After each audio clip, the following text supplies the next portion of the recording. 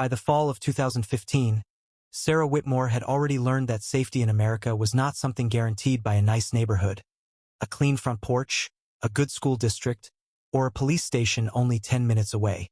She had grown up in the South as an albino girl who was noticed before she was known, judged before she could speak, and pitted by people who mistook difference for weakness.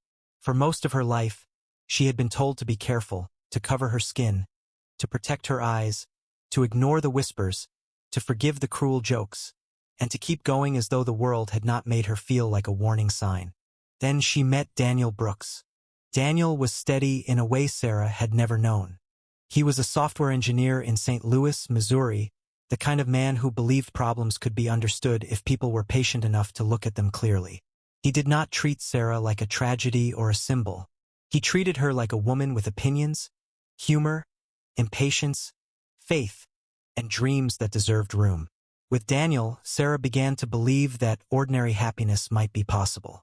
Not perfect happiness, not the kind promised in movies, but the real kind. A shared mortgage, grocery lists on the refrigerator, a church bulletin on the counter, unpaid bills, late-night worry, and love strong enough to make all of it feel worth carrying. In 2014, when their twin sons were born, Sarah felt that life had given her something sacred. Noah and Caleb Brooks came into the world with the same pale skin, light hair, and sensitive eyes that had marked Sarah from childhood. Doctors explained what Sarah already knew. The boys would need protection from strong sunlight, regular eye care, and a family prepared to advocate for them in classrooms, playgrounds, and doctors' offices. Daniel listened carefully. Sarah listened with the deeper knowledge of someone who had lived inside that body all her life. To her, Noah and Caleb were not fragile because they were albino. They were precious because they were hers. For nearly 2 years, the Brooks home in West St. Louis held the kind of life Sarah once feared she would never have. Daniel's work was demanding but stable. Sarah balanced motherhood with part-time administrative work for a nonprofit that supported families affected by genetic conditions. Their days were not easy, but they were full.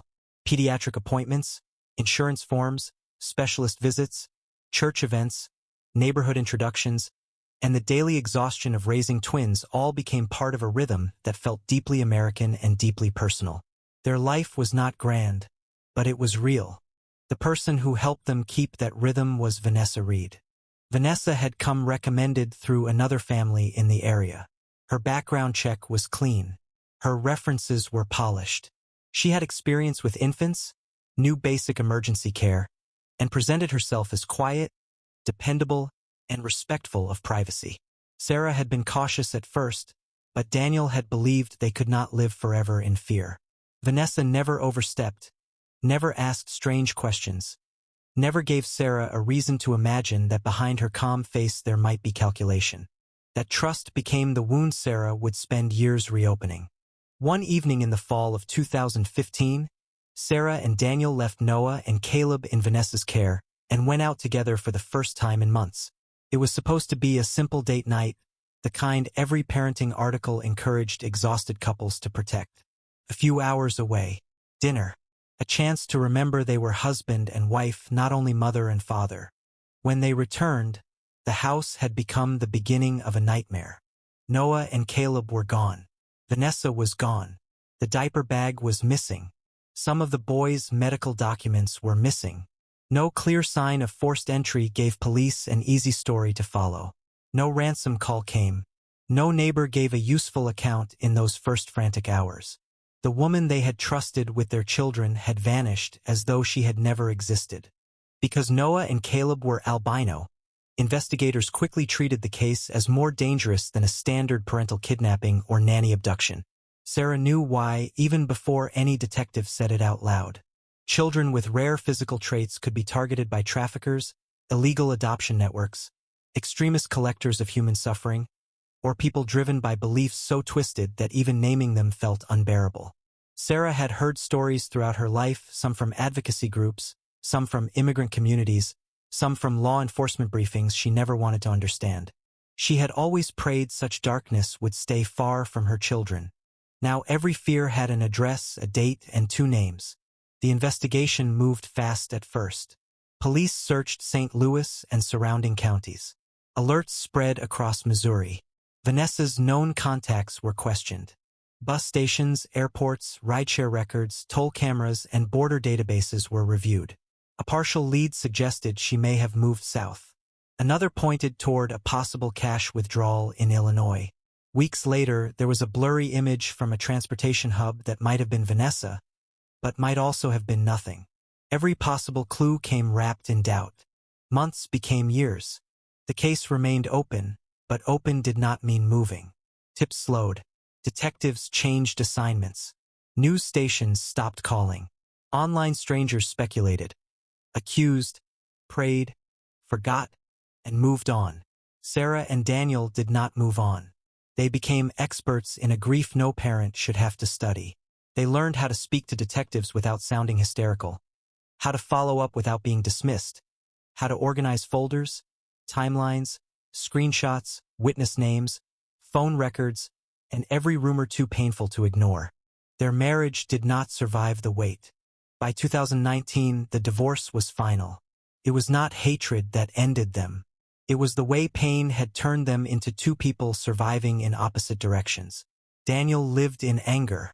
He needed someone to blame, something to break open, a person to drag into court, a confession to force into daylight. Sarah lived in prayer. She needed to believe that Noah and Caleb were still somewhere in the world, that God had not looked away, that a mother's love could remain connected to her children even when every official answer was empty. They still met to discuss the case. They still exchanged files. They still answered every unknown number with the same impossible hope. But they no longer came home to the same house. Sarah stayed in the West St. Louis home because leaving felt like abandoning the last place where Noah and Caleb had belonged. Every room held a before and an after. Every cabinet, every document box, every old photograph became part of the evidence of a family interrupted. People told her the house was unhealthy for her. Daniel told her more than once that memories could become a cage.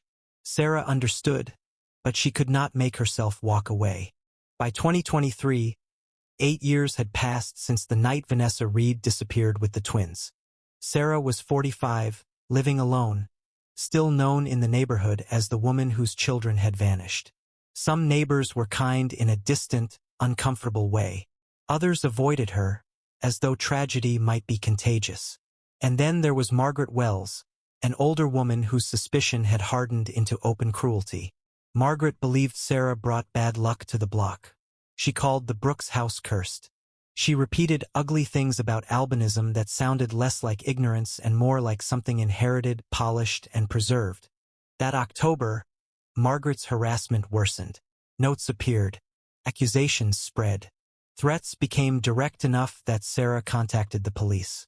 The officer promised to warn Margaret, but when Sarah asked whether there had been any update on Noah and Caleb, the answer was the same answer she had received for years. No new leads. Later that morning, Daniel called to remind her of their scheduled meeting at a cafe near Clayton, where they planned to review the case files once again. Sarah agreed. She gathered the folders, the reports, the photographs, and the thin, stubborn hope that had kept her alive since 2015. She did not know that before the day ended, a church she had never planned to enter would place her within reach of the truth. She only knew that 8 years had passed, her sons were still missing, and she was still their mother. The cafe near Clayton had become a place Sarah associated less with coffee than with evidence. Other people came there for work calls, quick lunches, first dates, quiet reading, and the comfort of routine. For Sarah Whitmore and Daniel Brooks, it had become the place where hope was reopened, examined, questioned, and folded back into a folder when nothing new could be found. They had chosen it years earlier because it sat almost exactly between their separate lives. After the divorce, Daniel had moved closer to his office, into an apartment that looked temporary even after he had lived there for years. Sarah remained in the old house in West St. Louis, surrounded by everything she could not give away. The cafe became neutral ground. Not home, not a police station, not a courtroom, not a church. Just a public place where two parents could sit across from each other and keep doing the only thing they still knew how to do together. By October 2023, their meetings had a pattern. Daniel arrived with printed reports, sharp questions, and the restless energy of a man who did not trust silence. Sarah arrived with her own folders, notes from advocacy groups, old photographs, and a patience that was not peace but endurance. They rarely wasted time on greetings. Too much history sat between them. Too many ordinary words felt false when the names Noah and Caleb were always waiting underneath. That morning, Daniel had brought the older files again. The original police timeline from 2015, Vanessa Reed's employment application, copies of her references, the background check that had once seemed reassuring, and the first list of people detectives had interviewed after the abduction. He had also printed out the report connected to a blurry security image taken at an interstate bus terminal not long after the boys disappeared. No one had ever been able to prove the woman in the footage was Vanessa, but Daniel had never stopped believing it mattered. Sarah brought newer material, though newer did not mean promising. A tip from Texas that had turned out to be unrelated. A report from a Kansas City nonprofit that tracked possible trafficking routes through the Midwest. A forwarded email from a retired detective who believed illegal adoption networks sometimes recycled old identities for children with rare medical conditions. A handwritten list of questions she wanted to ask Detective Marcus Hale the next time he returned her call. The problem was always the same. Every lead opened a door, and every door led into a hallway with no exit. Daniel still believed Vanessa Reed was the center of everything. Not just the person who took the boys, but the person who could explain why they had been taken. He had spent years going over her financial records, old addresses, church connections, social media accounts, and every known associate. Vanessa had not been some desperate stranger who made an impulsive mistake. She had planned. She had studied their household. She had known when Sarah and Daniel would be gone, where the boys' medical papers were kept, which items to take, and how to disappear before the first emergency call even went out. To Daniel, that level of planning meant she had help. Sarah agreed, but her fear reached beyond Vanessa. She believed Vanessa was only the visible edge of something larger. Someone had wanted Noah and Caleb specifically. Someone had known they were albino. Someone had understood their vulnerability as children with a rare condition, and that thought made every old report feel incomplete. Daniel returned again to the possibility that the twins had been moved out of Missouri within hours. He spoke of private vehicles, false documents, cash payments, unregistered childcare networks, and informal adoptions that never touched the legal system. He had read too much and slept too little. Over the years, his grief had become a second occupation. Sarah listened, but she could not accept the ending Daniel kept circling. Every time he described how easily children could vanish across state lines, how quickly names could be changed, how little chance there was after 8 years, she felt the old line forming between them. Daniel called it realism. Sarah called it surrender. She did not believe Noah and Caleb had simply been erased. That belief had cost her. It had made officers cautious with her. It had made friends speak gently, as though she were made of broken glass. It had made Daniel look at her sometimes with a helplessness worse than anger. But without that belief, Sarah did not know how to remain alive inside her own life. The meeting grew tense when Daniel suggested again that Vanessa might have taken the boys through Tennessee, then farther south, possibly toward networks that moved children into private homes under false identities. Sarah countered with the Texas photo, not because it was strong evidence, but because it proved people were still seeing children who reminded them of Noah and Caleb. Daniel said false sightings could destroy a parent. Sarah said ignoring one true sighting could destroy a child. Neither of them raised their voices. They had learned long ago that grief did not need volume to wound. Then Sarah noticed Margaret Wells. At first, she tried to convince herself it was a coincidence. Clayton had stores, offices, medical clinics, and restaurants. Anyone could be there. But Margaret was not the kind of neighbor who casually spent a Sunday morning miles from her own block, especially not after leaving Sarah shaken enough to call the police. Her presence near the cafe felt deliberate, another violation dressed up as chance. Daniel understood immediately when Sarah told him. His concern hardened into frustration. He had warned her before that Margaret's behavior was escalating, and that staying in the old house was becoming dangerous. To Daniel, the house was no longer a memorial. It was a trap Sarah kept defending because it still contained the last known version of their family. He said she needed to move before Margaret did something worse. He said the police could warn an old woman, but they could not stand between Sarah and every act of hatred. Sarah knew he was right in practical terms. She also knew he did not understand what he was asking her to give up. The house was the last place where Noah and Caleb had slept under their own names. The last place their baby clothes had been folded, their medical appointments planned, their photographs taken without the shadow of an investigation covering everything. Leaving it felt like agreeing that the life before Vanessa had been permanently taken. Daniel saw memory as a danger when it kept Sarah exposed. Sarah saw memory as the only form of loyalty left to her. The argument faded not because it was resolved, but because both of them were tired. 8 years had taught them that some disagreements could not be won. They could only be survived. When the files were finally spread out in front of them, the same familiar facts seemed to accuse them. Vanessa rehired in early 2015. No criminal record. Strong references. Missing with the children in the fall. Possible bus terminal sighting. Possible cash withdrawal.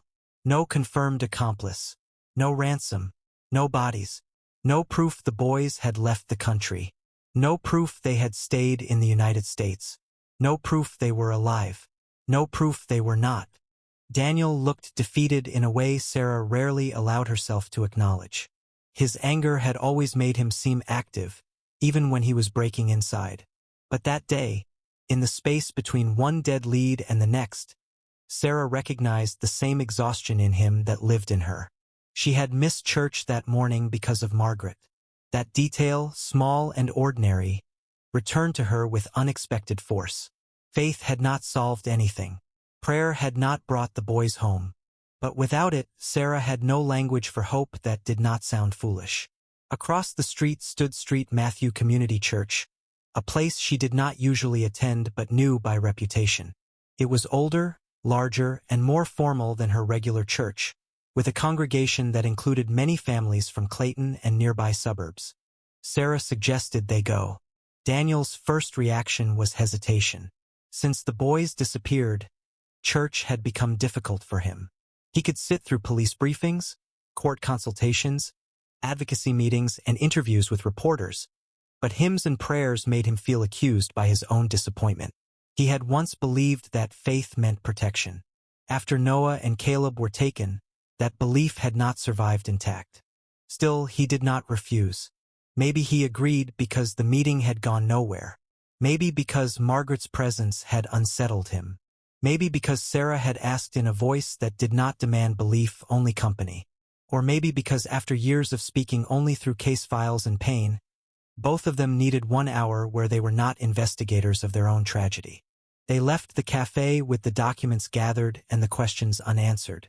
Margaret remained nearby, another unresolved threat at the edge of the day, but Sarah chose not to let that be the center of the moment. For once, she wanted to step into a place where her sons' names could be held in prayer instead of police language. Daniel went with her. Neither of them knew that St. Matthew would not give them peace. It would give them a sight so impossible, so painful, and so close to everything they had lost that the next hour would tear open the past and force the truth back into their lives. St. Matthew Community Church was not Sarah Whitmore's regular church, and that mattered more than she expected. Her own church was smaller, familiar, filled with people who knew the outline of her story even when they did not know what to say about it. There, her grief had a place. People understood why she always wrote Noah and Caleb's names on the prayer list. They understood why she sometimes left before the final hymn. They understood that Sarah's faith had survived not because life had been kind to her, but because everything else had failed to hold her upright.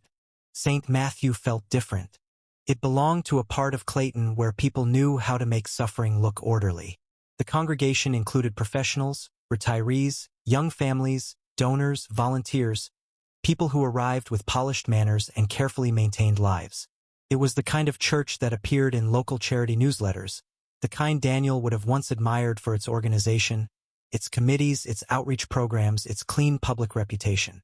Sarah noticed those things without wanting to. After 8 years of searching for stolen children, She had learned to distrust any surface that looked too smooth.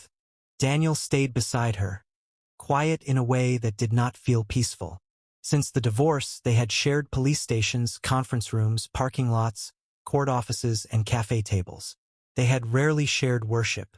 The last time Sarah remembered sitting with him through an entire service, Noah and Caleb had still been toddlers, and Daniel had still believed that being a good father meant being able to keep danger outside the front door. That version of Daniel was gone. The man beside her now carried his love like a wound. He had not stopped loving his sons. He had not stopped loving the idea of justice. But faith, for him, had become a room he no longer knew how to enter. Sarah understood that. Some days she barely knew how to enter it herself. At first, the service gave her exactly what she had hoped for. A temporary structure strong enough to contain what the morning had broken open. Margaret Wells, the threats, the cafe, the useless reports, Daniel's warnings about the house, the old argument about whether hope was courage or denial. All of it seemed to settle into the background. For a little while, Sarah allowed the rhythm of the prayers to carry the names she could not stop holding. Noah Brooks, Caleb Brooks, 8 years missing, 9 years old now if they were still alive. That thought came every day, but in church it arrived differently. She did not imagine them as frozen toddlers anymore. She had trained herself not to do that. If they were alive, they had grown. Their voices would have changed from baby babble to real speech. Their faces would have stretched into childhood. They would have opinions, fears, habits, maybe favorite foods she did not know, maybe nightmares she had not been there to soothe. That was one of the cruelest parts of long-term disappearance. The children in the photograph stayed the same while the real children, somewhere or nowhere, kept moving beyond their parents' reach. Sarah had spent years trying to picture Noah and Caleb at every age. Then the church doors opened late. The interruption was small enough that most people only briefly noticed, but Sarah's attention shifted instantly. A man entered with 2 boys. He was dressed like someone accustomed to being welcomed without explanation. Someone who moved through public spaces with the confidence of money, reputation, and control. The boys with him looked about 9 years old. Sarah's first reaction was not recognition. It was shock. Both children were albino. Even in a large American city, even in a diverse congregation, seeing 2 albino boys together was uncommon enough to stir attention. But for Sarah, it did not feel merely uncommon. It felt like the past had opened a hidden door and allowed a piece of her nightmare to walk into church in the middle of worship. The boys had very light hair, pale skin, and the delicate features Sarah had spent her life seeing misunderstood by strangers. They were dressed neatly, too neatly for children who had chosen their own clothes, and they stayed close to the man in a way that did not resemble ordinary dependence. Nothing about them suggested the restless energy of boys their age. They were not distracted by the congregation, not curious about the service, not embarrassed by arriving late. Their silence had the weight of training. Sarah tried to slow her thoughts. There were other albino children in America. There were other families. There were legal adoptions, medical conditions, complicated childhoods, private stories that had nothing to do with her. She knew this. She had spent years warning herself against mistaking longing for evidence. Every parent of a missing child lived with the danger of seeing their child in every passing face. But then the man guided the boys to a row across the aisle from Sarah and Daniel. Close enough for details. The age was right. Noah and Caleb had been 2 when they were taken in 2015. In 2023, they would be around 9. The boys across the aisle looked exactly that age. Their skin tone and hair color matched what Sarah had imagined. Their eyes, though difficult to study without staring, seemed light in a way that struck her with painful familiarity. But what truly unsettled her was not one feature. It was the combination of many small things, each ordinary alone, unbearable together. Daniel did not notice at first, or perhaps he noticed and refused to let himself understand. Sarah had seen him do that before with possible sightings. He was not less desperate than she was. He was more afraid of what desperation could do. False hope had nearly destroyed them many times. Sarah kept her attention forward, but the awareness of the boys grew stronger. The man with them had the practiced calm of someone who expected respect. Later, she would learn his name was Richard Blackwell, a wealthy businessman known in that community for donations and civic involvement.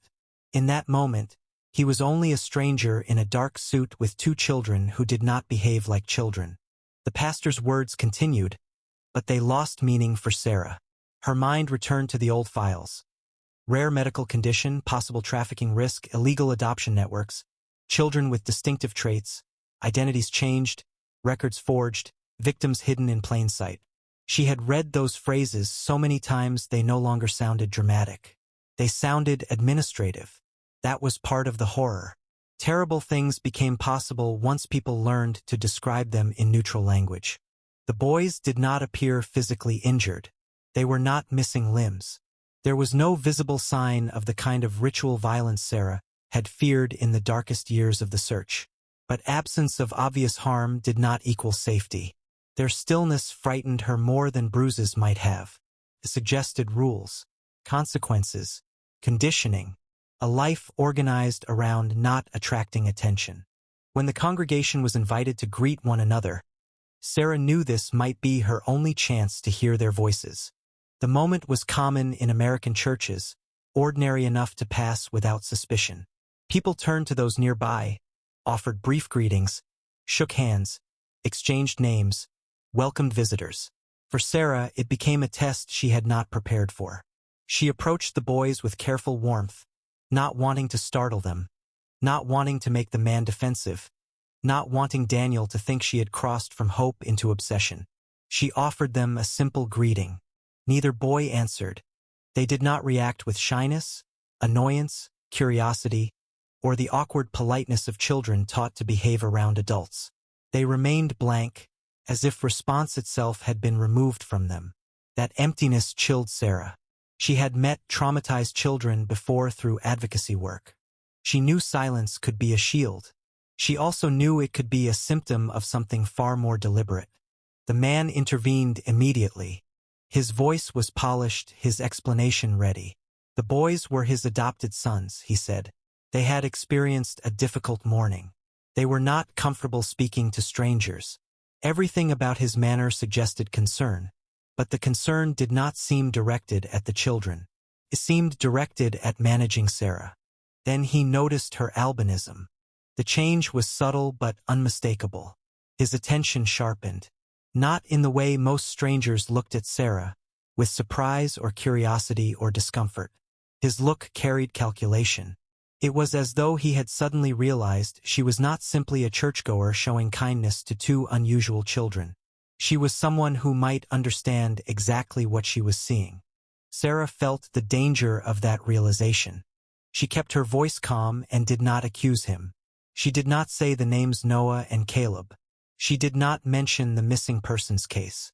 She gave him no reason to remove the boys immediately. But inside, something that had been buried under 8 years of grief began to move with terrifying force.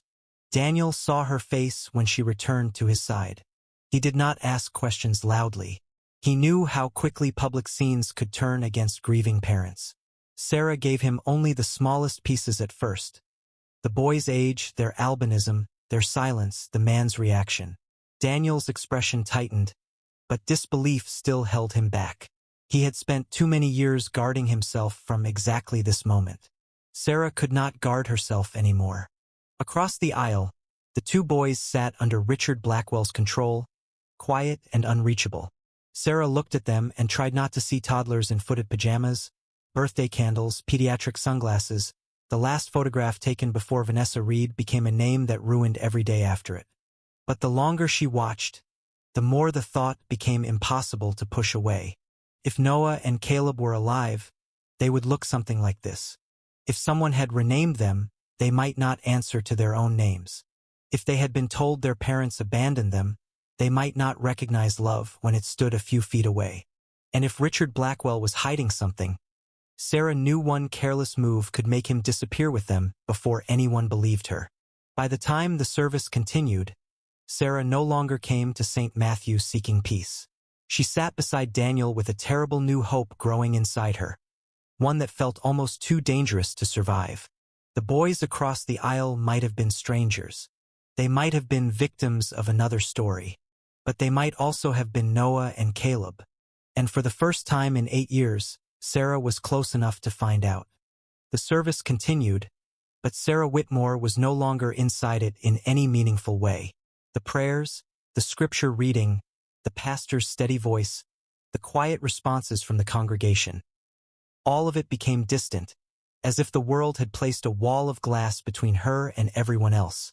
Across the aisle sat the two boys who might have been strangers, might have been victims, or might have been the sons she had searched for since 2015. She knew the danger of allowing hope to move too quickly. For 8 years, hope had come to her wearing many disguises. A blurry photograph from another state. A phone call from someone who thought they had seen two pale boys at a gas station. A message from a woman in Oklahoma who insisted her neighbor's children looked just like the missing twins. A social media post shared thousands of times by people who meant well but understood nothing about the damage false certainty could do. Each lead had forced Sarah to imagine Noah and Caleb alive, only to watch that imagined future collapse again. So she tried to discipline herself. She told herself that 2 albino boys in a church did not prove anything. She told herself that adoption could be private, trauma could have many causes, and silence did not equal captivity. She told herself that Richard Blackwell might simply be overprotective, that his polished explanation could be true, that his discomfort with her questions might come from a father's irritation rather than a criminal's fear. But the details refused to settle into innocence. The boys were the right age. Their features carried echoes too specific to dismiss. Their silence was not ordinary shyness. Richard's attention had sharpened the moment he realized Sarah was albino too, and the way he had inserted himself between her and the children had felt less like protection and more like containment. Daniel remained cautious, but Sarah could sense that his certainty had begun to crack. He had always been the one who demanded proof. During the investigation, he had challenged detectives, corrected timelines, rejected vague statements, and refused to let emotion replace evidence. It was part of why the divorce had hurt so deeply. Sarah had needed belief. Daniel had needed facts. But now the possible facts sat only a few feet away, breathing under different names. When the church moved into the candle prayer portion of the service, Sarah understood that this might be the only opening she would get. It was not a dramatic opportunity. It was ordinary, church-like, socially acceptable. People would approach the front, light candles, offer silent prayers, and return. No one would question someone standing near another family for a brief moment. No one would think it strange if Sarah spoke gently to 2 children whose appearance made her feel connected to them. In a country where people were constantly warned not to interfere, church still allowed small gestures of concern. Sarah did not want to accuse anyone. She did not want to frighten the boys. She did not want Daniel to stop her. She only needed one response, one sign that the names buried in her heart still existed somewhere inside them. She chose the moment carefully. When Richard Blackwell joined the line with the boys, Sarah positioned herself close enough to speak without creating a scene. The closer she came, the harder it became to deny what she was seeing. Their faces were older than the photographs in her folder, of course. 8 years had passed. Toddlers had become children. Time had done its work without her permission. But the curve of one boy's ear was painfully familiar. The faint asymmetry near the other boy's mouth matched a baby picture she had studied so often the image felt carved into her memory. Their coloring was not merely similar to hers. It was similar in the way families share traits without knowing they are sharing them. Sarah felt the old case files rearranging themselves inside her mind. Noah had been the one who reacted first to music. Caleb had been more watchful. Noah had once responded to his name even from another room. Caleb had needed more time with strangers. Those were toddler memories, imperfect and sacred. She knew children changed. Trauma changed them faster. But motherhood did not always speak in complete evidence. Sometimes it spoke in recognition before the world had language for it. She used a quiet, careful tone when she addressed them. She did not ask if they were missing. She did not ask if they remembered Vanessa Reed. She did not ask if Richard was their father. She began with concern, the kind any adult might offer to a child who seemed withdrawn. The boys did not respond. Their silence remained closed, but something in one boy's expression shifted at the edge of awareness, as if sound had reached a place he had been trained not to reveal. Then Sarah said the name Noah. Not loudly, not as an accusation, not as a demand, just the name. The reaction lasted less than a second, but Sarah felt it with the force of an alarm. One of the boys registered it. Not enough for certainty in a courtroom, not enough for a police report, not enough for Daniel to call it proof, but enough for a mother who had spent 8 years learning the difference between fantasy and recognition. The name had touched something. Before Sarah could speak again, Richard Blackwell inserted himself into the moment. The warmth he had shown earlier vanished. His public manners remained barely intact, but the threat underneath them was unmistakable. He accused Sarah of making his sons uncomfortable. He said she had no right to question children she did not know. He reminded her, in the careful language of powerful men, that concern could be turned into harassment if the right person framed it that way. He did not raise a scene because men like Richard knew how to control a room without appearing uncontrolled. But everything about him warned Sarah to stop. Sarah tried to explain that the boys reminded her of family. That was all she allowed herself to say. She still believed that one wrong sentence could cost her the chance to find out the truth. Richard rejected the explanation immediately. Whoever she thought the boys were, he made clear she was wrong. They were his adopted sons. Their history was private. Her interest was inappropriate. Then he ended the interaction. It happened so quickly that Daniel had only fragments at first. Sarah's pale face, Richard's changed tone, the boys withdrawn into silence, the sudden decision to leave before the service had ended. In an ordinary family, leaving church early might mean a child was unwell or a parent had somewhere to be. In that moment, it felt like flight. Daniel finally understood what Sarah had been trying to tell him. They left the sanctuary after Richard and the boys. Sarah knew how it might look. A grieving mother following a stranger. An ex-wife and ex-husband chasing the impossible. Two people so damaged by loss that they saw their missing children in someone else's family. She knew how officers wrote those notes. She knew the polite phrases. Emotionally distressed, mistaken identification, unresolved trauma, no evidence of immediate danger. But she also knew what she had seen when she said Noah's name. Outside, Richard was already getting the boys into a dark SUV. Daniel called out, not aggressively at first, but with enough authority to demand acknowledgement. He asked to speak. He asked for the boys' names. He said there had been a misunderstanding that needed to be cleared up. Richard did not allow a conversation. The vehicle left before Sarah and Daniel could close the gap between suspicion and fact. No license plate number was clearly recorded. No photograph was taken. No one else from the church seemed to understand what had just happened. Within minutes, the boys were gone again, and the absence hit Sarah with a violence she had not felt since the night Vanessa Reed disappeared. For a few seconds, she could not separate 2023 from 2015. Once again, children who might be hers had been taken away while she stood too far from power to stop it. Once again, a calm adult with a prepared explanation had controlled the story. Once again, Sarah had more certainty in her heart than proof in her hands. Daniel called it immediately. They needed Detective Marcus Hale.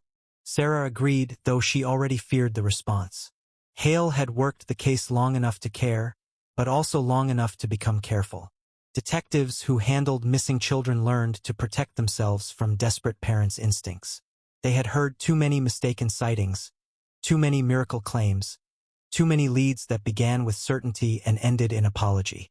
When Sarah reached him, she explained as clearly as she could. 2 albino boys, the right age, a wealthy man at St. Matthew Community Church in Clayton. Possible adoptive claim, strange behavior, immediate departure when questioned, a reaction to the name Noah. Hale listened, but his first response carried the restraint she had expected. He reminded her that the last meaningful evidence had pointed away from St. Louis. He reminded her that 8 years had passed. He reminded her that without a plate number, address, last name, or documentation, there was little he could act on immediately. Sarah refused to let the call become another note in the file. She insisted that this was different. She told him Richard had reacted like someone afraid of discovery. She told him the boys did not behave like ordinary adopted children uncomfortable with strangers. They behaved like children trained into silence. She told him she was not asking him to believe a miracle. She was asking him to investigate a risk. Hale did not dismiss her completely, but he did not move fast enough for the fear now burning through her. He said he would log the report. He said he needed more information. He said they should not confront the man again on their own. That warning came too late. Sarah and Daniel both understood the same thing before either of them fully said it. If the police needed more information, they would have to find it. Not because they wanted to play detectives. Not because they trusted themselves more than law enforcement. But because Richard Blackwell had already shown them what he would do when questioned. He would leave. He would take the boys. And if those boys were Noah and Caleb, another delay could mean losing them for the second time. They returned to the church and asked for the pastor. Sarah forced herself to remain controlled, because panic would only make people doubt her. The pastor, Robert Miller, was kind but guarded. He did not know Sarah and Daniel. He had responsibilities to his congregation. He could not simply hand out information about a parishioner because two strangers arrived with an impossible claim. Then Sarah showed him the photograph. Noah and Caleb at 2 years old. Pale hair, bright eyes, cheeks still round with babyhood. Their names written on the back in Sarah's own handwriting. The kind of photograph parents take believing there will be thousands more. The pastor's resistance shifted. He did not give them everything. Men in his position were trained to be careful, especially when a major donor was involved. But he gave them the name that changed the day, Richard Blackwell, a respected businessman, a generous supporter of St. Matthew, a man who had attended services with the boys for several months, always presenting them as adopted sons, always keeping their history vague, always receiving the benefit of the doubt because wealth and charity had a way of making questions seem rude. Sarah also learned that Blackwell lived in Ladue, one of the wealthiest suburbs near St. Louis. That was enough. Daniel began searching public records. Sarah contacted Hale again, this time with a name. The detective promised to check what he could, but Sarah heard the limits in his voice. Warrants required more than resemblance. Emergency action required more than a grieving mother's recognition. Systems moved by evidence, not terror. Richard Blackwell had money, reputation, privacy, and 2 boys who might not be able to speak for themselves. Sarah and Daniel had a name, a suburb, and 8 years of refusing to give up. By the time they left St. Matthew, the church no longer felt like a place they had visited for peace. It felt like the place where the truth had brushed against them and then slipped away. But this time, Sarah would not let it vanish. Not again. Daniel found Richard Blackwell's public life first, because men like Richard made sure the public part of their lives was easy to find and difficult to question. Within minutes, his name led to a polished business profile, charity photographs, real estate holdings, a foundation connected to educational grants, and a short biography that made him sound like exactly the kind of man a church would be proud to call a donor. He had served on advisory boards, funded youth programs, supported medical outreach, and appeared in local articles beside mayors, pastors, and hospital executives. There was nothing about adoption. No family profile. No mention of sons. No interview about becoming a father. No photo of 2 albino boys standing beside him at a fundraising gala. No school enrollment announcement, no community feature, no family holiday image buried in some old newsletter.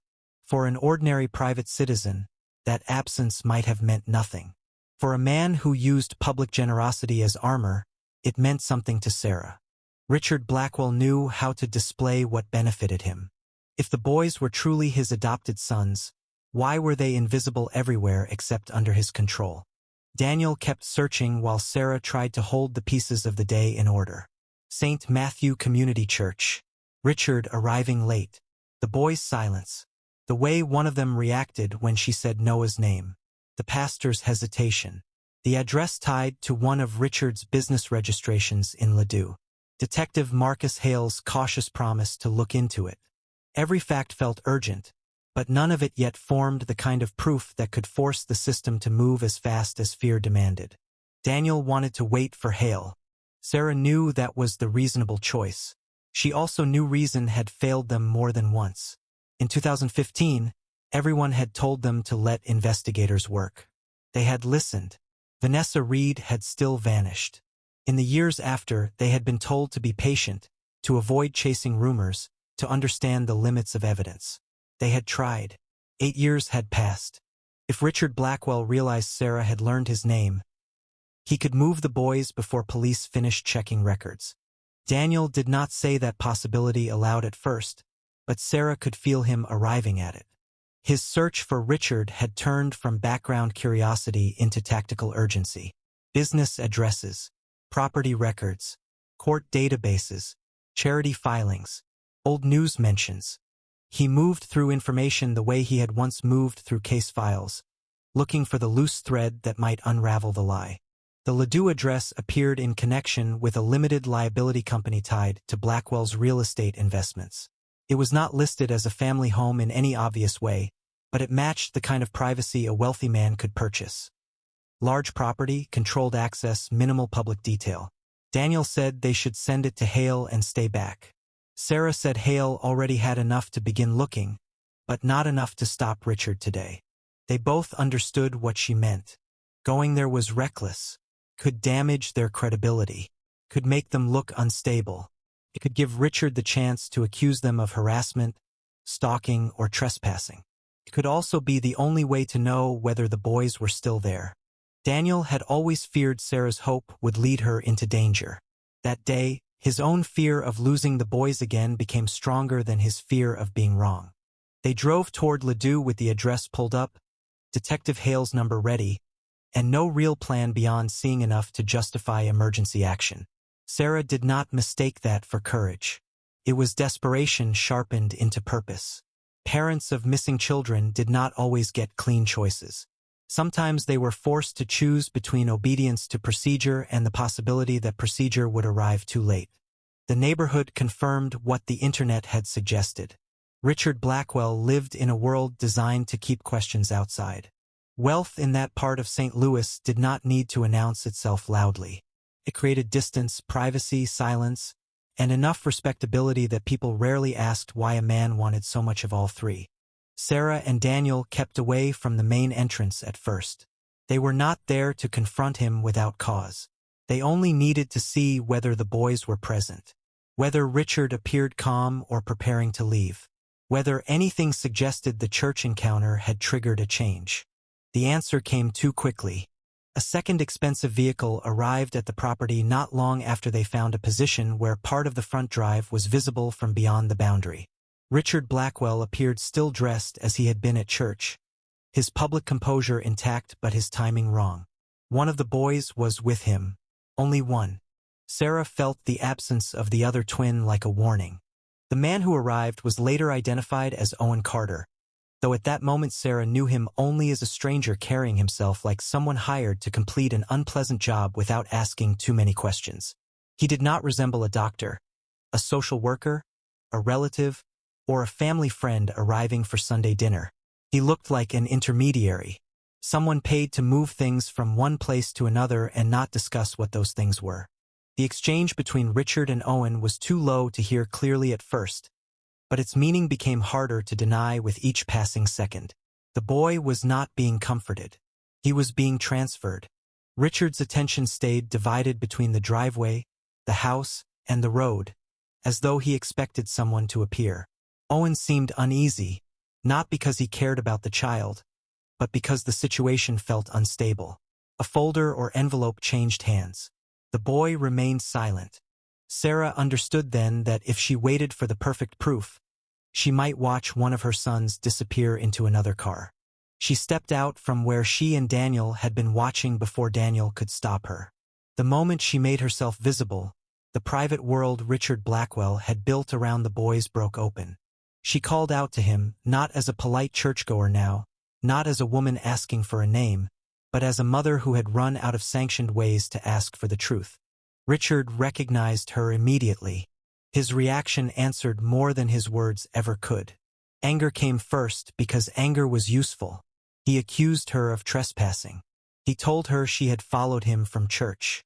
He threatened police action, civil charges, restraining orders, and public embarrassment. He knew the language of respectable intimidation.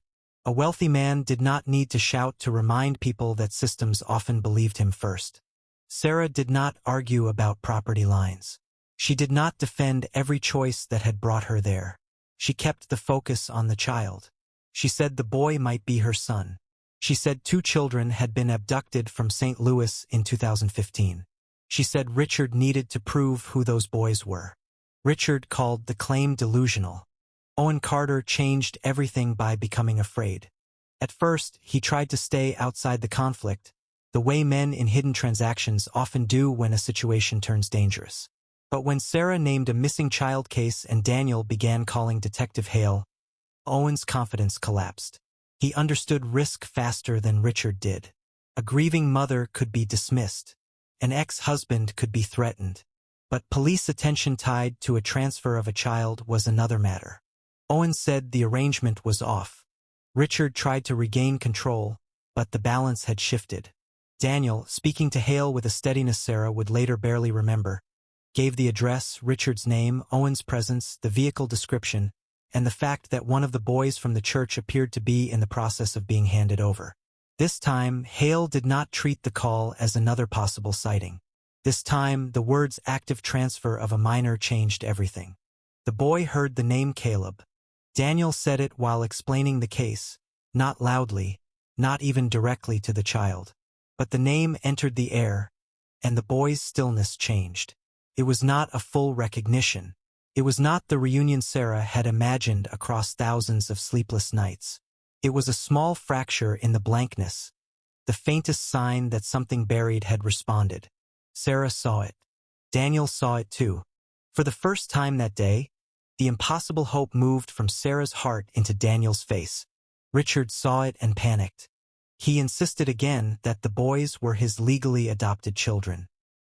He demanded that Owen leave, then contradicted himself by trying to stop Owen from speaking.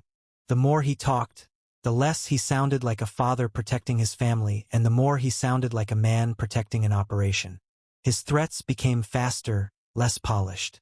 He accused Sarah and Daniel of attempting to kidnap his son. He claimed he would ruin them legally. He said no one would believe 2 traumatized parents over him.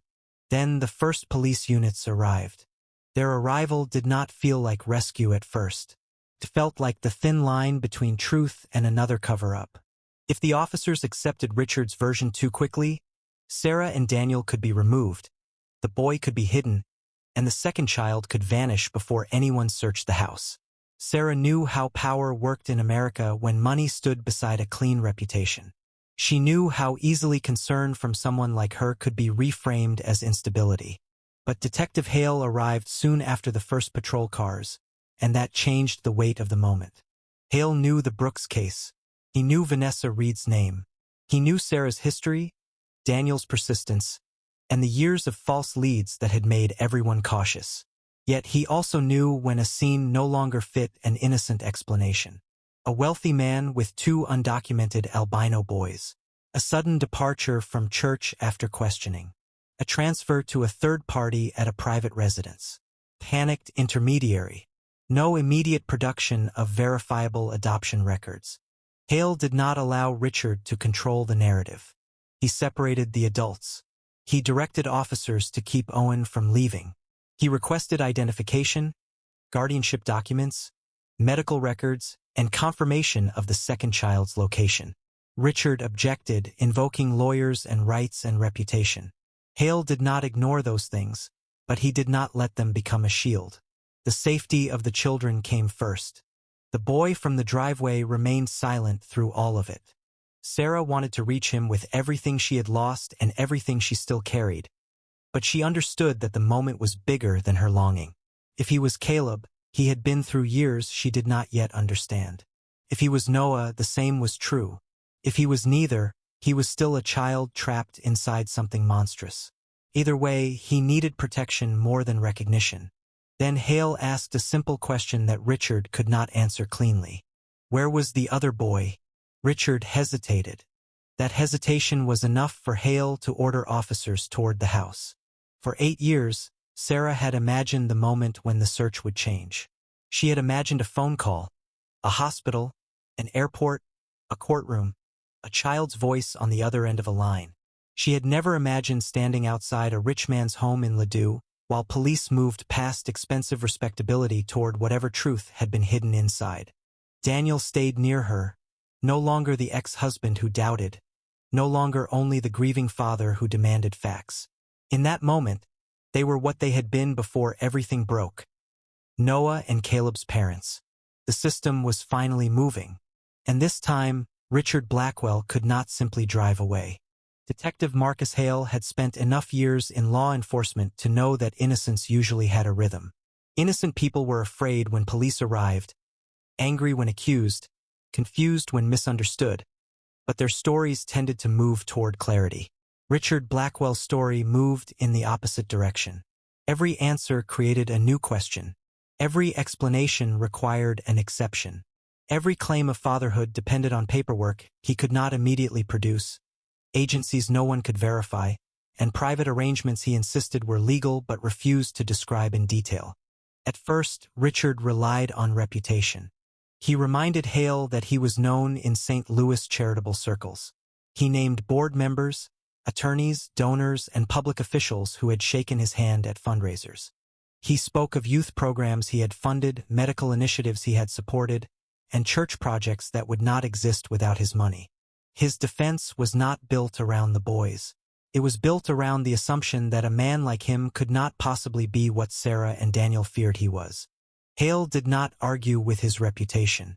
He simply kept returning to the same questions. Where were the adoption records? Which agency had placed the children? Who was their pediatrician? Why had the boys been absent from public family records? Why had Richard left church immediately after Sarah asked about them? Why was Owen Carter present at the property? Why was one boy being moved without clear medical documentation, a guardian ad litem, a caseworker, or any normal evidence of lawful custody? Richard's answers became polished fragments. The boys were private. Their trauma required discretion. Their adoption had been complicated. The paperwork was handled through attorneys. The medical arrangements were confidential. Owen was only providing transportation. Sarah and Daniel were unstable parents projecting grief onto strangers. That last accusation might have worked on someone who did not know the Brooks case. It did not work on Hale. Hale had seen Sarah's grief for 8 years. He had also seen her restraint. She had followed up relentlessly, but she had not fabricated evidence. She had chased leads, but she had not harassed random families. Daniel, too, had been difficult at times, angry and demanding, but never careless with facts. If both of them had come this far, and if Richard Blackwell's situation looked this wrong, Hale knew the scene could not be dismissed as emotional confusion. Owen Carter broke first. He had tried to present himself as a driver with no understanding of the larger situation, but the pressure around him narrowed quickly.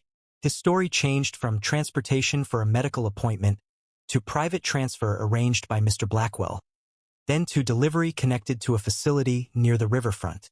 When Hale made clear that trafficking charges involving minors carried consequences no one could talk their way out of, Owen stopped protecting the people who had hired him. He said he had been paid to move one of the boys that night. The destination was not a hospital in the ordinary sense. It was a private medical operation hidden behind layers of shell companies, temporary staff, and transportation contracts.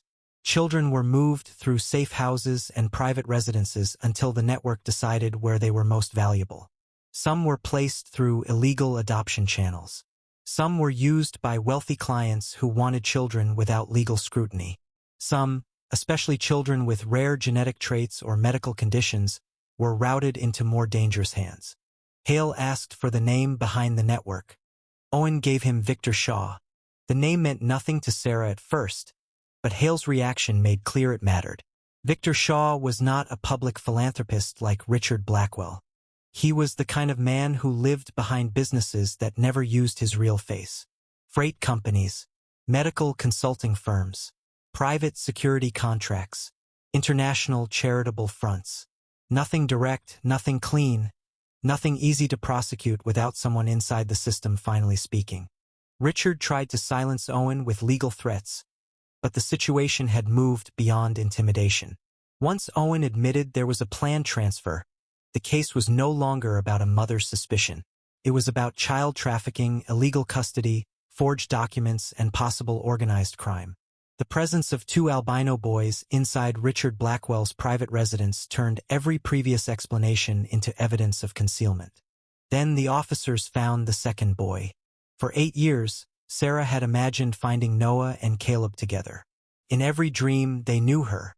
In every prayer, they came back as sons returning to a mother. Reality was harsher, quieter, and more fragile. The two boys were alive, but they had been shaped by years of fear Sarah could not yet understand. They did not rush toward her. They did not speak her name. They did not collapse into the reunion other people might expect from a story like theirs. They stayed bound to each other in silence, as if the world outside their shared survival could not yet be trusted. That silence hurt, but Sarah did not resent it. If these boys were Noah and Caleb, then they had been taken at 2 years old. They had lost language, memory, routine, safety, identity, and truth before they were old enough to defend any of it. They had likely been renamed. They had likely been told lies about their parents. They had likely learned that questions brought punishment and obedience brought survival. A child did not come back from that simply because a mother recognized him. Daniel understood it too, though the understanding seemed to cost him.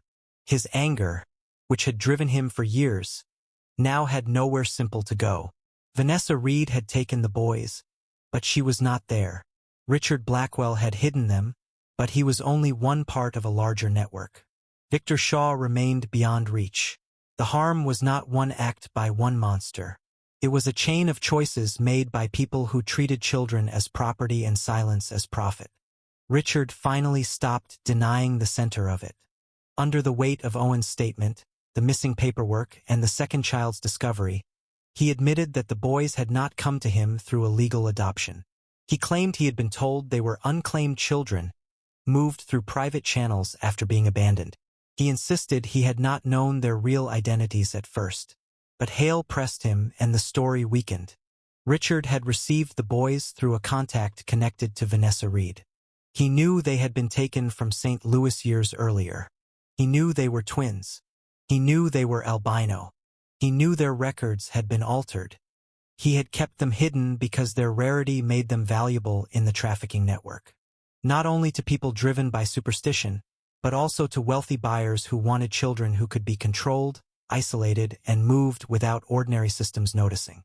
In the ugliest part of his confession, he described them not as sons, not as children, but as assets whose value rose because they were difficult to replace. Sarah had spent years fearing the worst. In one way, the truth spared her one nightmare.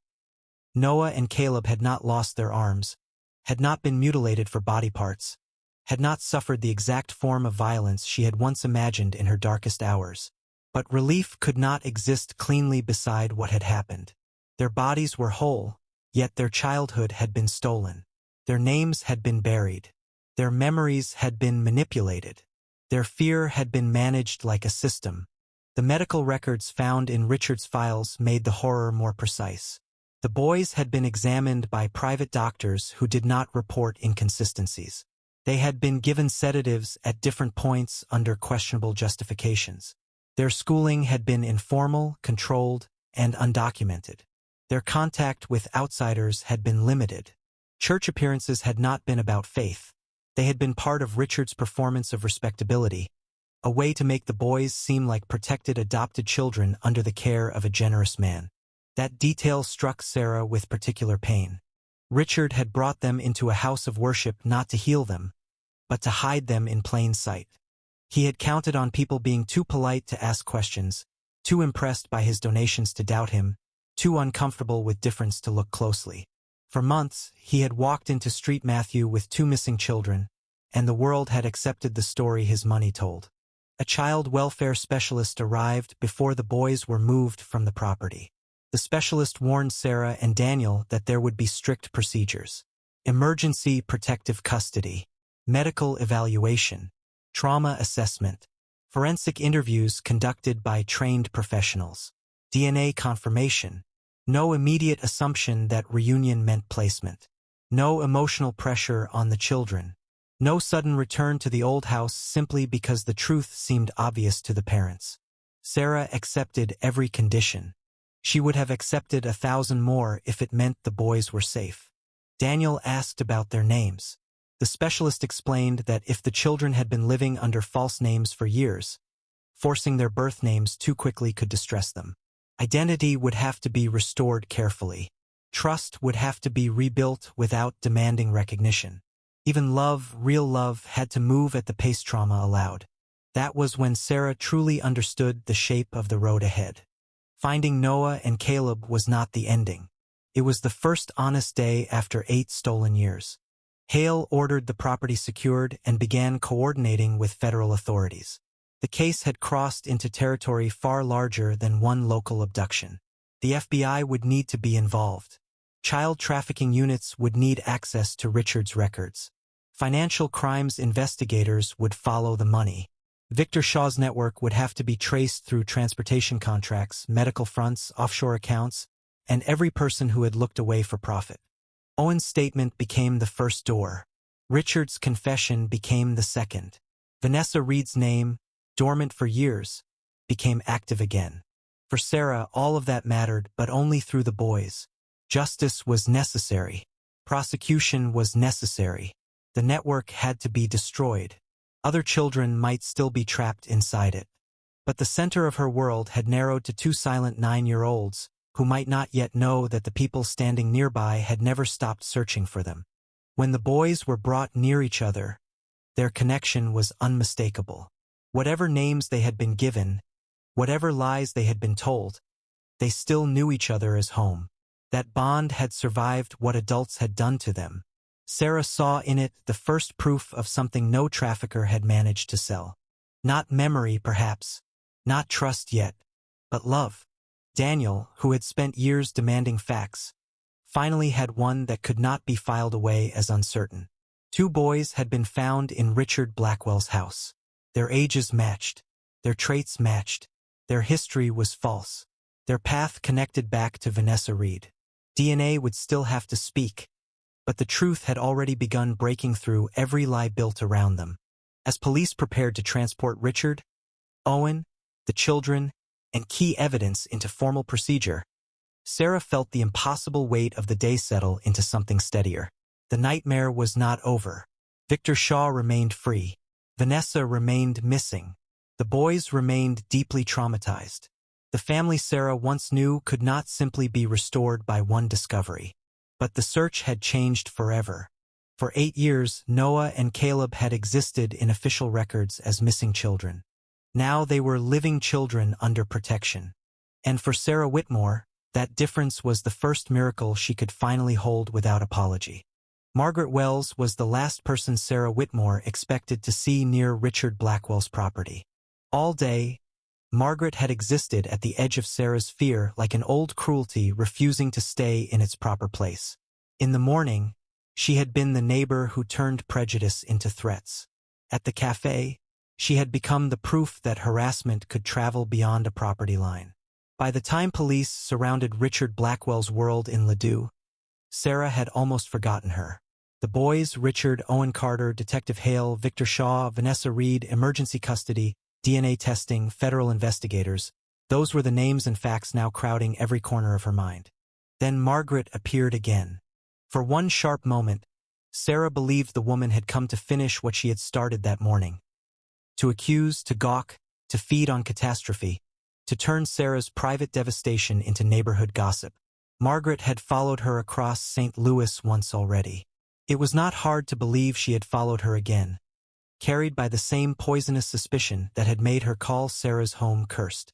Detective Marcus Hale noticed Sarah's change in focus before anyone else fully understood what it meant. He had been managing too many moving parts at once. Patrol officers securing the property, child welfare specialists protecting the boys, Richard Blackwell demanding attorneys, Owen Carter cooperating out of fear, and early contact with federal authorities beginning in the background. A hostile neighbor should have been a smaller issue. But Sarah knew Margaret's presence was not random, and Hale had learned over the years not to ignore the details Sarah could not let go. Sarah identified her immediately.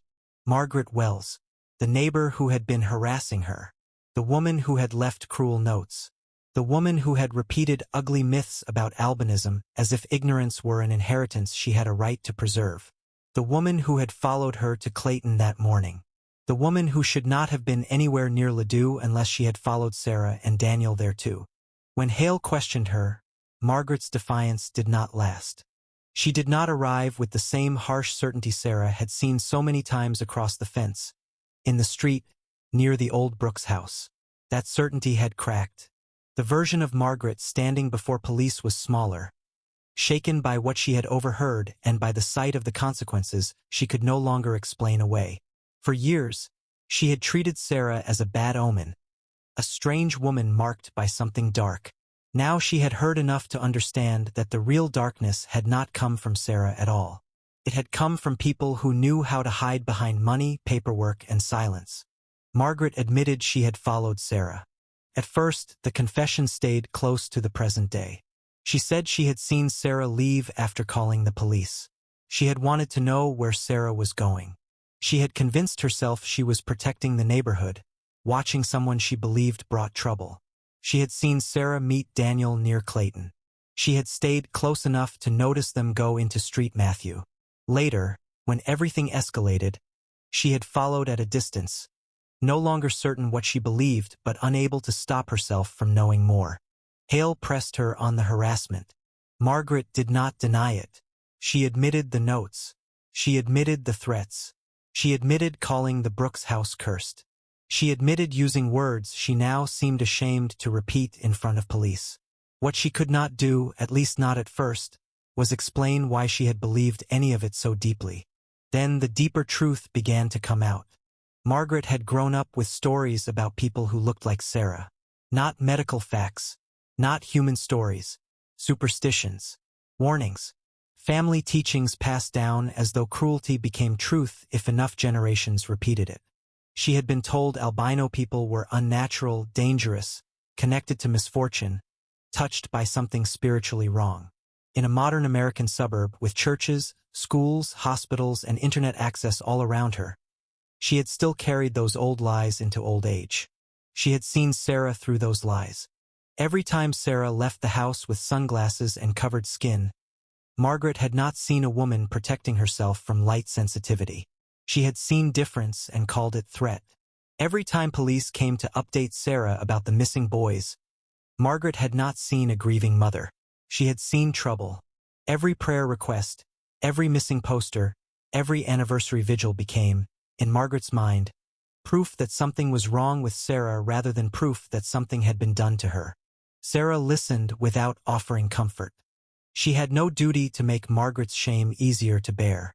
For 8 years, Sarah had carried a grief that no neighbor had the right to make heavier. Margaret's apology, if that was what it was becoming, did not undo the mornings Sarah had felt unsafe in her own home. It did not erase the slurs, the notes, the threats, or the way prejudice had turned a neighborhood into another place where Sarah had to defend her humanity. But Margaret had not come to the most important part yet. Hale asked whether she knew anything about the night Noah and Caleb disappeared in 2015. The question changed everything. Margaret's first response was silence. Not ignorance. Not confusion. Silence that carried weight. Sarah understood before the woman spoke that something had been hidden there for years. Daniel understood it too. The old case, the original timeline, the neighbors who had claimed not to see anything useful, the early hours when every minute mattered, all of it tightened around that pause. Margaret finally admitted that she had seen Vanessa read that night. Not clearly enough to know every detail, she claimed at first. Not suspiciously enough to call police. She insisted in the careful, self-protective way people use when they are still trying to reduce their guilt. But Hale did not allow her to soften the truth into uselessness. He asked exact questions. Time, direction, vehicle, whether the twins were with Vanessa, whether Vanessa appeared rushed. whether anyone else was nearby. Bit by bit, Margaret gave the statement Sarah had needed 8 years earlier. On the night Noah and Caleb vanished, Margaret had noticed Vanessa leaving the Brooks house with the 2 children. She had thought it was odd because Sarah and Daniel were not with them. She had seen enough to understand that this was not an ordinary walk, not a casual childcare errand, not a harmless moment. Vanessa had the boys and at least one bag. A vehicle had been waiting farther down the block, not directly in front of the house. Margaret had seen a partial glimpse of it, enough to remember it was not Vanessa's usual car. She had not called anyone. That fact landed harder than anything else. In 2015, the first hours after the abduction had been chaos. Police had asked neighbors for information. Search efforts had spread through St. Louis. News anchors had repeated Noah and Caleb's names. Sarah and Daniel had begged the public for help. Margaret had remained silent, not because she knew nothing, because she had decided not to care. Her explanation came apart under its own ugliness. She had disliked Sarah. She had believed the Brooks family was strange. She had thought involvement would bring trouble. She had convinced herself that if a nanny was taking the children, perhaps the family had arranged it. She had let prejudice turn suspicion into indifference. She had seen something that could have redirected the investigation in the first hours, and she had chosen comfort over conscience. Daniel's anger returned with a force that frightened even him. For years he had blamed Vanessa, blamed the police, blamed himself, blamed God, blamed time. Now another piece of the night stood in front of him wearing the face of an old woman who could have made one phone call. One call might not have saved everything. One call might not have stopped the network. But one call could have given police a vehicle, a direction, a timeline, a chance. Sarah felt the same truth burning through her, but something colder came with it. Margaret was not the mastermind. She had not taken the boys. She had not sold them. She had not forged records or hidden them in Ladue. But her silence had helped the people who did. That was what prejudice often did. It did not always carry the child away itself. Sometimes it simply refused to see the child being carried away, because the victim's family had already been judged unworthy of concern. Hale treated the confession as evidence, not drama. He directed Margaret to provide a formal statement. Her memory of the vehicle, the direction Vanessa left, and the timing would be compared against old traffic camera records, bus terminal footage, phone pings, and the financial trail that had gone cold years earlier. Even after 8 years, details could matter. A partial vehicle description might connect to rentals. A direction of travel might explain why some early searches had missed the right route. Her statement could help tie Vanessa Reed to specific accomplices and strengthen the case against the network Richard Blackwell had exposed. Margaret agreed to cooperate, whether from guilt, fear, or the first honest awakening of conscience. Sarah did not know. It did not matter in that moment. The legal process needed her statement. The truth needed every witness it could get.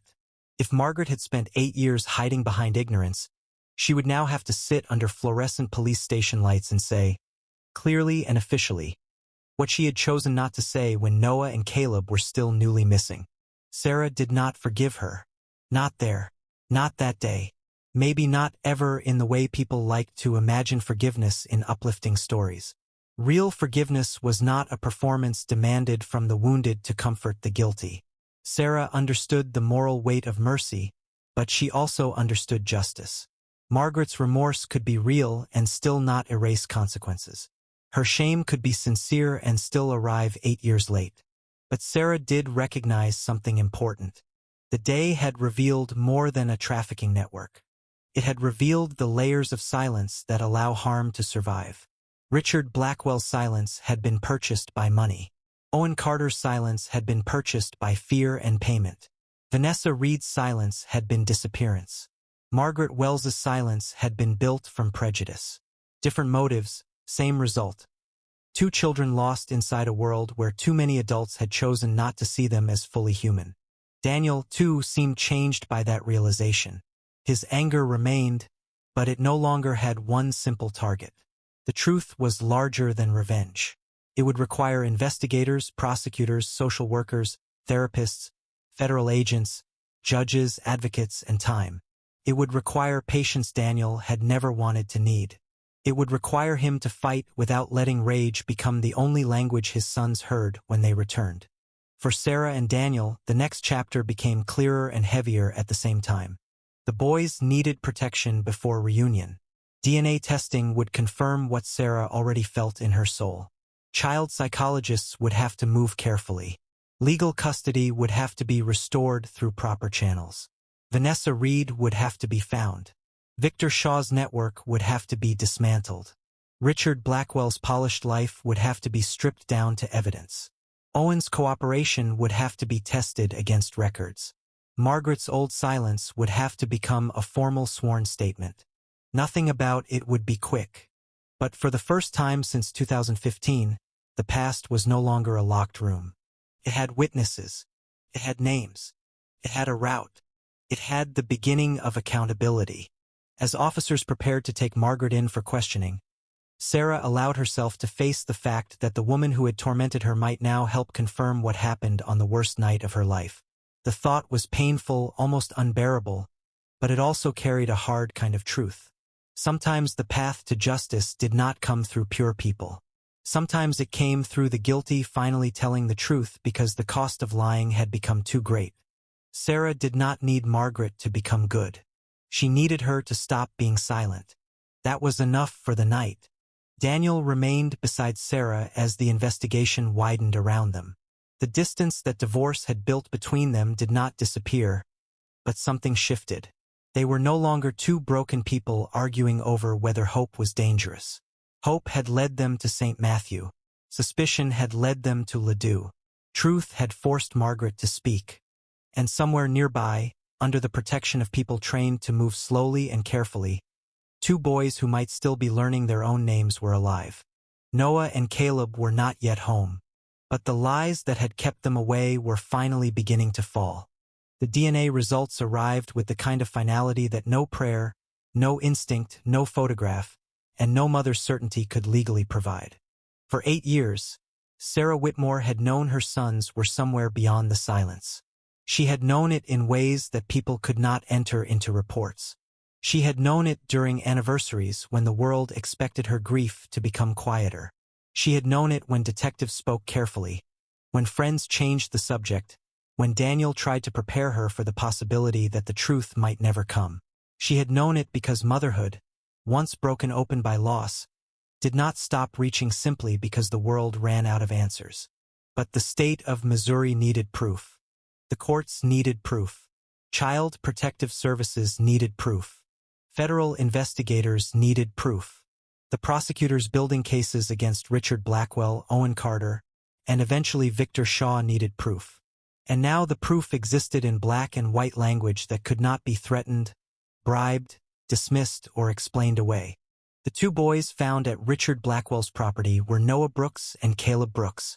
Sarah did not experience the confirmation as a sudden burst of joy. Joy was too simple a word for something so heavy. Relief came first, followed immediately by grief for everything the result confirmed. Her sons were alive, but they had been alive all those years without her. They had grown from toddlers into 9-year-old boys under false names, under false histories, under the control of people who had stolen not only their childhood, but the truth of who they were. Daniel received the same news with a silence that seemed to gather all 8 years into one moment. He had demanded facts for so long that when the most important fact finally arrived, it did not set him free all at once. It made the loss measurable. Noah and Caleb had not vanished into mystery. They had been taken, moved, hidden, sold, renamed, controlled, and displayed in public by a man whose money had taught people not to ask questions. The discovery changed St. Louis overnight. Richard Blackwell's name moved from charity programs and donor boards into criminal headlines. People who had once praised his generosity now claimed they had never known him well. Organizations removed photographs from websites. Lawyers issued careful statements. Local reporters revisited every public appearance where he had stood beside pastors, politicians, doctors, and children's advocates. The city was forced to ask how a man could hide 2 missing boys in plain sight while being celebrated as someone who protected children. The answer was not comfortable. Respectability had protected him. Wealth had protected him. Politeness had protected him. The boys' silence had been mistaken for shyness. Their isolation had been called privacy. Their unusual appearance had made people look away too quickly or stare without understanding. Richard Blackwell had not hidden them in darkness alone. He had hidden them behind the American habit of trusting polished success more than uneasy truth. The investigation expanded quickly after the DNA confirmation. Federal agents entered the case. Financial records were seized. Private transport contracts were traced. Medical files connected to false names were reviewed by specialists. Owen Carter's cooperation opened one route into Victor Shaw's network, but every answer revealed more distance to cover. The organization had moved children through shell companies, private homes, forged guardianship documents, and quiet professional complicity. Some people had participated for money, some for power. Some had told themselves they were only signing papers, driving cars, renting rooms, processing invoices, or providing medical services without asking what the whole picture meant. Vanessa Reed's name returned to the center of the case with a force that reopened the original wound. For 8 years, Sarah had imagined finding Vanessa and asking why. Not because an answer could heal anything, but because the absence of an answer had become its own form of torture. The evidence now showed that Vanessa had not acted alone. She had been recruited, paid, and instructed. She had studied the Brooks family because Noah and Caleb were valuable to the network before they were ever taken. Their albinism had made them visible to predators long before Sarah understood how close those predators had come.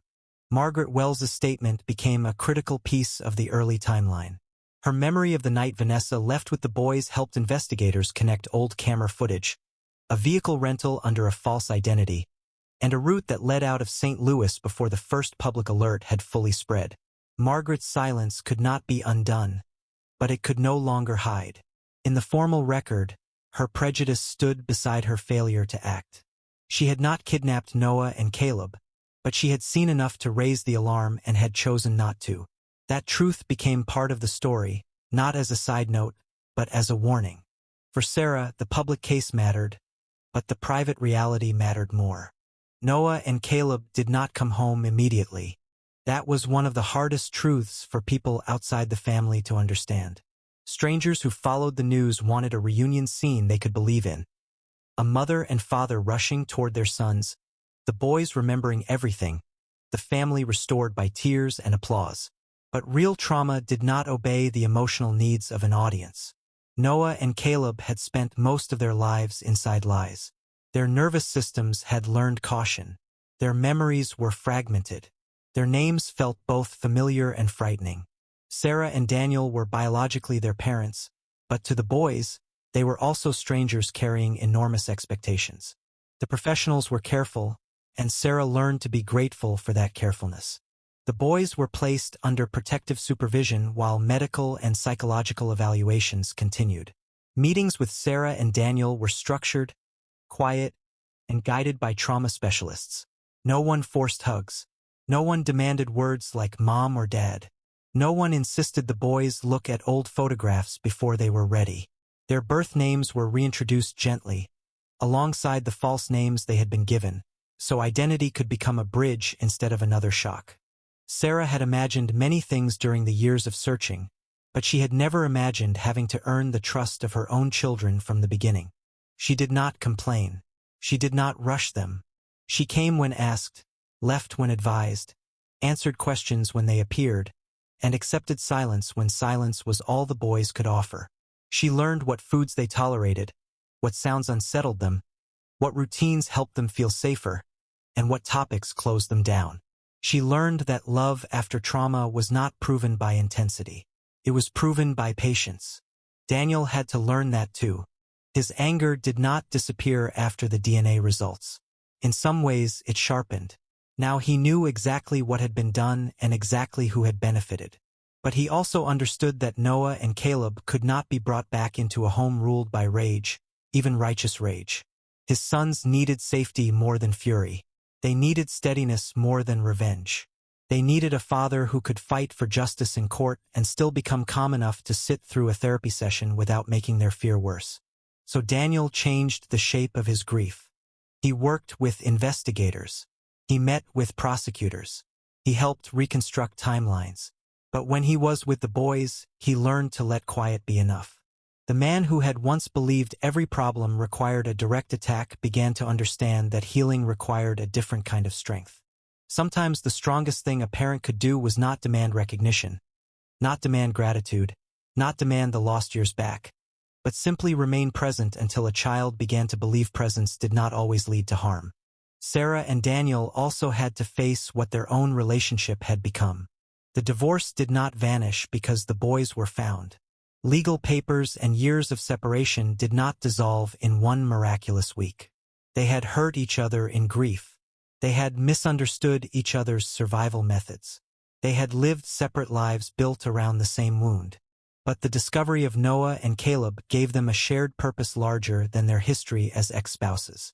They did not pretend to be the couple they had been before 2015. That couple belonged to a life Vanessa Reed had helped destroy. Instead, they chose to become something else. Two parents committed to rebuilding trust around their children, whether or not romance ever returned. That choice was not dramatic. It was practical, mature, and deeply American in its own quiet way. They sat through meetings with caseworkers. They attended family therapy. They signed documents. They coordinated schedules. They listened to victim advocates explain rights, hearings, testimony, privacy protections, and long-term care plans. They learned that rebuilding a family after trafficking was not a single emotional moment, but a system of daily commitments. As the criminal case widened, more victims were identified. Some were children from other states.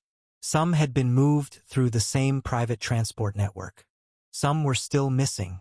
The Brooks case became a turning point not because it was the only tragedy, but because it finally exposed a pattern powerful people had worked hard to keep invisible. Richard Blackwell's arrest gave investigators access to records. Owen Carter's testimony gave them routes. Margaret's statement strengthened the original abduction timeline. Sarah and Daniel's refusal to dismiss what they saw in church gave the case its breakthrough.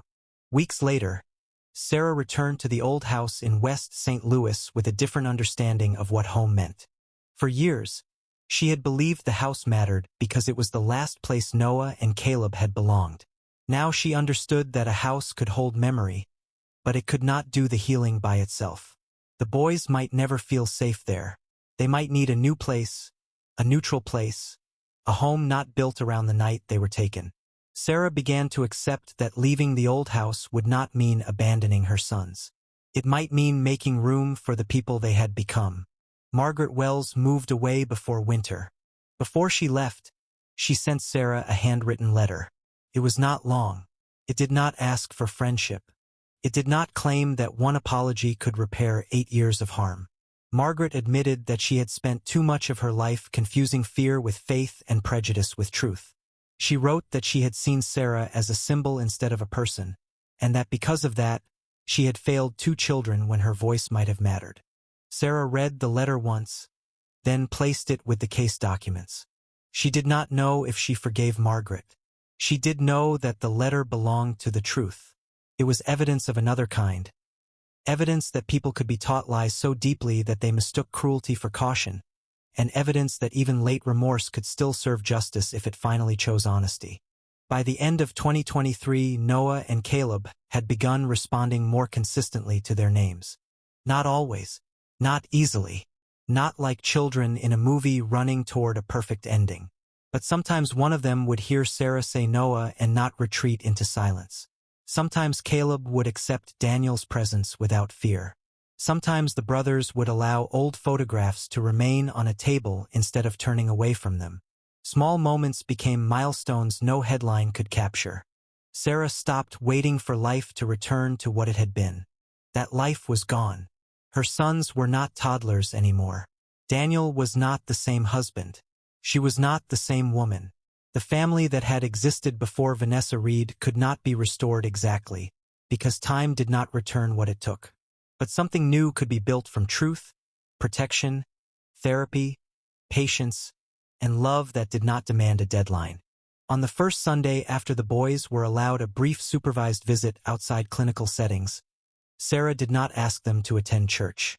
Faith had carried her, but she would not use it to rush them. She had learned that even sacred places could be used by dangerous people, and that healing required consent, not performance. Instead, she allowed the day to remain simple, guided by what the boys could handle. That was when she understood the real meaning of the miracle. It was not that suffering had been erased. It had not. It was not that justice had arrived complete. It had only begun. It was not that prejudice, greed, and cruelty had been defeated everywhere.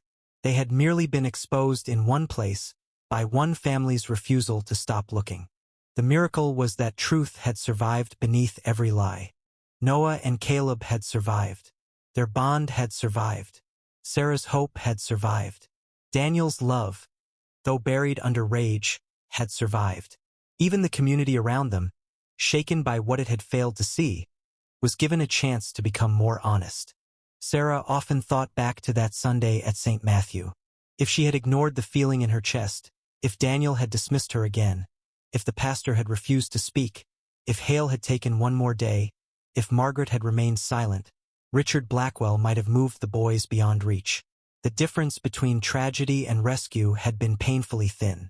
It had depended on someone noticing, someone insisting, someone choosing not to look away. That became the message Sarah carried forward, long after the headlines faded. Evil does not always enter the world loudly.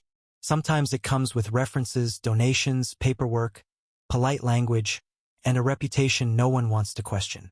And goodness does not always arrive as a grand heroic act. Sometimes it begins as a mother remembering a face, a father making one more call, a witness finally telling the truth, or a community learning that compassion without courage is not enough. No family can recover every stolen year. No apology can undo the silence that allowed harm to grow.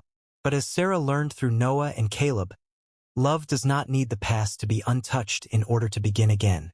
It only needs people willing to see one another fully, protect one another fiercely, and tell the truth before another child disappears into the comfort of everyone else's doubt. Thank you sincerely for taking the time to listen to today's story. We truly appreciate your presence, your patience, and the compassion you bring with you each time you choose to stay until the end. Stories like this remind us that behind every tragedy, every silence, and every unanswered question, there are real people carrying pain, hope, and the need to be seen. The lesson from this story is simple but deeply important. Never let prejudice blind us to another person's humanity. Sometimes the greatest harm does not come only from cruelty, but from silence, indifference, and the decision to look away when someone needs help. A single act of courage, a single voice speaking the truth, or a single person refusing to give up can change the course of many lives. This story also reminds us that healing is not always quick or easy. Justice may take time, families may need years to rebuild, and broken hearts may not become whole overnight. But love, patience, and truth can still open a path forward, even after the darkest years. If the story touched your heart, please support our channel in a simple way. Press like, leave your thoughts in the comments below, and subscribe to the channel so you do not miss our next meaningful stories. Your support helps us continue sharing stories of truth, hope, and humanity.